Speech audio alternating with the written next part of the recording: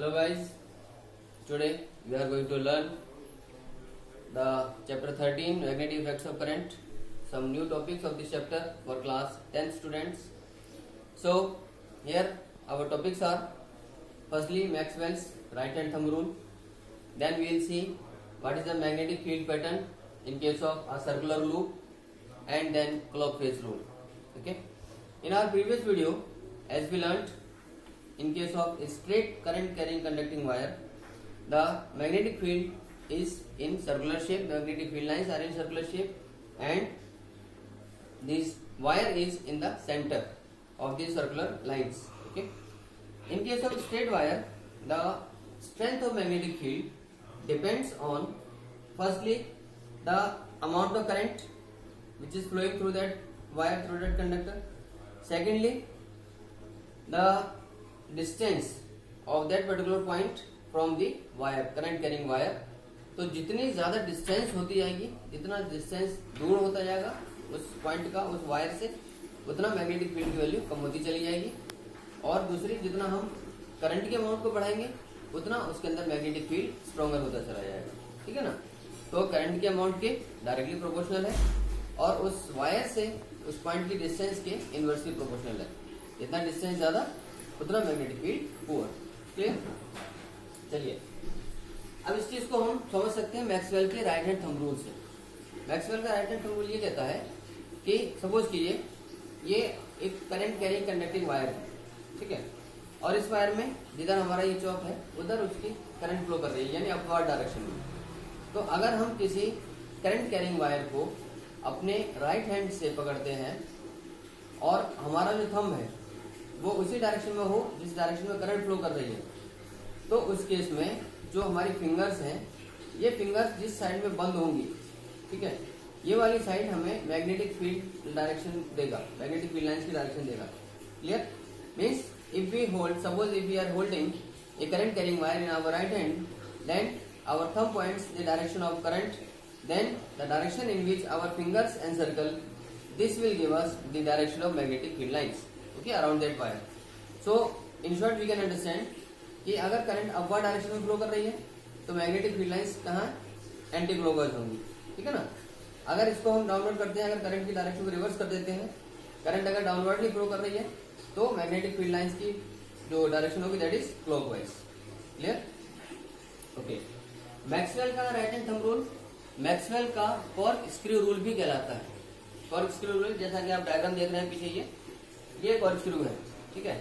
इसमें क्या है कि ये जो पॉइंटर है ये उस डायरेक्शन में जिस डायरेक्शन में करंट फ्लो कर रही है, यानी जब हम किसी स्क्रू को टाइट करते हैं सपोज, तो जिस डायरेक्शन में वो हमारा स्क्रू ड्राइवर प्रोपेगेट कर रहा है, आगे बढ़ रहा है जिस डायरेक्शन में, वो डायरेक्शन अगर करंट की डायरेक्शन है तो जिस डायरेक्शन में हम उसके टॉप को, उसके हैंडल को रोटेट करेंगे, that will give us the direction of magnetic field.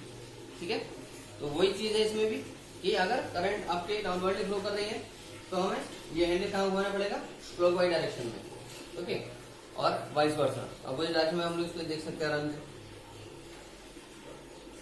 तो I think magnetic Maxwell right hand thumb rule आपको समझ आया होगा. अब देखिए, अब सेकंड केस हम लोग ऑब्जर्व करते हैं कि पहले तो स्ट्रेट वायर था, अब हमने क्या किया, उस स्ट्रेट वायर को फोल्ड करके एक सर्कुलर वायर बना लिया. ठीक है, या सर्कुलर लूप हम कह सकते हैं इसको सर्कुलर लूप हमने बना लिया. अब इस सर्कुलर लूप को अगर हम कनेक्ट करते हैं एक बैटरी से, ठीक है, तो देखिए इस डायग्राम से हम क्या देख रहे हैं, ये इस डायग्राम में सर्कुलर लूप है जिसके ऊपर, मतलब जिसके आर पर एक पेपर लगाया गया है. ठीक है. शायद उसमें आप स्प्रिंकल करके वो आयरन फिलिंग्स वाला एक्सपेरिमेंट समझ सकते हो. तो जिस पॉइंट पे सपोज अब ये जो पेपर है इसको ये वायर दो जगह पेनिट्रेट कर रहा है, एक यहाँ से निकल रहा है, एक यहाँ से निकल रहा है. तो इन दोनों पॉइंट्स पे हम ऑब्जर्व करेंगे कि मैग्नेटिक फील्ड की लाइंस की क्या डायरेक्शन है. देखिए इस डायग्राम के हिसाब से करंट फ्लो कर रही है इस तरीके से, यानी जब इस तरफ पहुंचेगी इस पॉइंट पे करंट की डायरेक्शन कहाँ है, अपवर्ड डायरेक्शन में. ठीक है ना. तो करंट जब इधर से फ्लो कर रही है, अपवर्ड डायरेक्शन में करंट फ्लो कर रही है, तो मैक्सवेल के राइट हैंड थंब रूल के हिसाब से मैग्नेटिक फील्ड कहाँ होना चाहिए, अपवर्ड डायरेक्शन में, एंटी क्लॉकवाइज. तो ये आप लोग एरोज देख रहे हैं, एंटी क्लॉकवाइज डायरेक्शन में है कि नहीं. क्लियर. अब उस तरफ आइए, अब जब हम उस वाले पॉइंट की बात करेंगे तो क्योंकि वहां से करंट किस डायरेक्शन फ्लो कर रही है, अब करंट नीचे की तरफ फ्लो करके आ रही है, ये डायरेक्शन करंट की, तो यहाँ करंट डाउनवर्ड डायरेक्शन में इस पॉइंट पे, और डाउनवर्ड डायरेक्शन के लिए मैग्नेटिक फील्ड लाइंस की पैटर्न क्लॉकवाइज हो जाएगी, है ना। तो इसलिए ये एरोज आपको यहाँ क्लॉकवाइज डायरेक्शन दिखाई दे रहे हैं। यानी कहने का मतलब ये हुआ कि इस सर्कुलर लूप में जो करंट है, हम लूप के अंदर क्या देख रहे हैं कि सारे के सारे जो एरोज है वो एक ही डायरेक्शन में है ना। कैसे देखिए, अब जैसे जैसे ये पॉइंट से दूर होते जाएंगी circular lines magnetic field lines की, ये थोड़ी थोड़ी लाइंस जो है बिगर होती चली जाएगी, बड़ी बड़ी होती जाएगी, ठीक है ना। अब सेंटर में जाके यहाँ क्या होता है, क्योंकि इन सारे मैग्नेटिक फील्ड लाइंस की एक ही डायरेक्शन है, सेंटर के अंदर आप देख सकते हैं, ये सारे सारे इस तरह से क्लॉकवाइज एंटी क्लॉकवाइज फ्लो करके एक सेम डायरेक्शन में मूव कर रही है। तो इस सेम डायरेक्शन होने की वजह से सर्कुलर लूप के अंदर की तरफ मैग्नेटिक फील्ड जो है वो ऐड हो जाता है, ठीक। तो मैग्नेटिक फील्ड के एडिशन की वजह से क्या होगा कि स्ट्रेट वायर के कंपैरिजन में सर्कुलर वायर में मैग्नेटिक फील्ड की स्ट्रेंथ बढ़ जाएगी, ज्यादा हो जाएगी, ओके।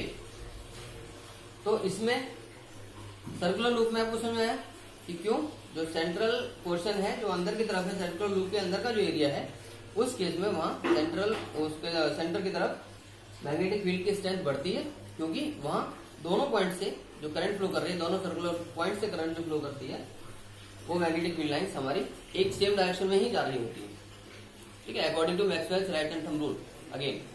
तो इसीलिए यहाँ सर्कुलर लूप में मैग्नेटिक फील्ड की स्ट्रेंथ स्ट्रेट वायर वाले केस के मुकाबले बढ़ जाएगी, ज्यादा हो जाएगी, ओके। अब मैग्नेटिक फील्ड लाइन की अगर हम सर्कुलर लूप में बात करते हैं तो उसकी स्ट्रेंथ दो चीजों पर डिपेंड करती है। पहली सेम है, जितना हम करंट ज्यादा फ्लो करेंगे उसके डायरेक्टली प्रोपोर्शनल होगा, उतना ज्यादा स्ट्रॉन्गर मैग्नेटिक फील्ड हमें मिलेगा। सेकेंडली, उस पर्टिकुलर सर्कुलर लूप का रेडियस जितना बड़ा होगा, जितना ज्यादा होगा, उसके इनवर्सली प्रोपोर्शनल हो जाएगा। क्योंकि अगर आप सपोज के लिए बड़ा सर्कल लेते हैं तो उसकी रेडियस ज्यादा है। अब रेडियस ज्यादा होने का मतलब उस पर्टिकुलर पॉइंट से करंट कैरिंग वायर से उसकी डिस्टेंस बढ़ जाएगी, ठीक है। तो उसके सर्कल के रेडियस के इनवर्सली प्रोपोर्शनल है। यानी अगर हम छोटा सर्कल लेते हैं, छोटा सर्कुलर लूप बनाते हैं, तो वहां मैग्नेटिक इफेक्ट, मैग्नेटिक फील्ड हमें ज्यादा स्ट्रॉन्गर मिलेगा। तो रेडियस के इनवर्सली प्रोपोर्शनल है और अमाउंट ऑफ करंट के या मैग्नीट्यूड ऑफ करंट के डायरेक्टली प्रोपोर्शनल होगा वैल्यू ऑफ मैग्नेटिक फील्ड, ठीक है। चलिए अब बात करते हैं, एक थर्ड टॉपिक है हमारा आज का, क्लॉक फेज रूल।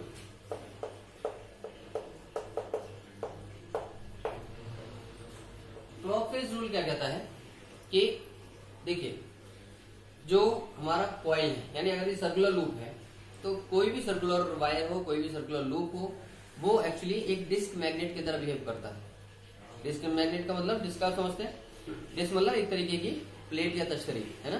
तो उसके दो फेजेस होते हैं, ठीक। अब सपोज के लिए अगर इसको आप एक डिस्क मानते हैं, ओके,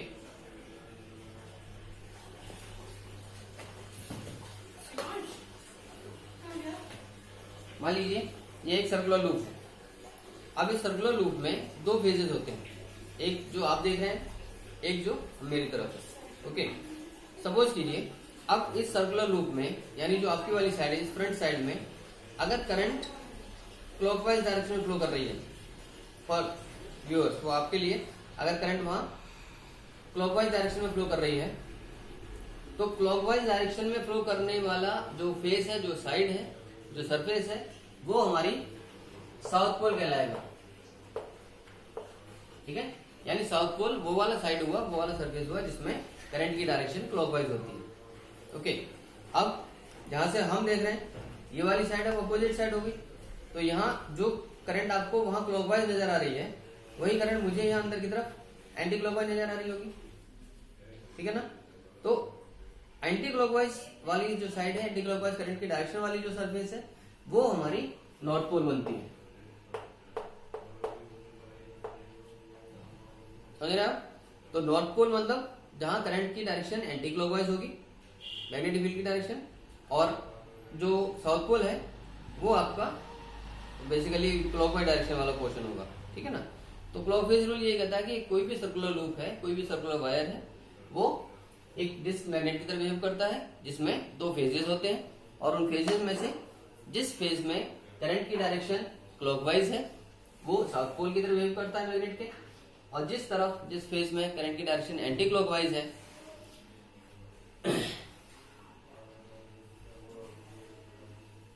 देखिए इसको आप इस तरह समझ सकते हैं, ये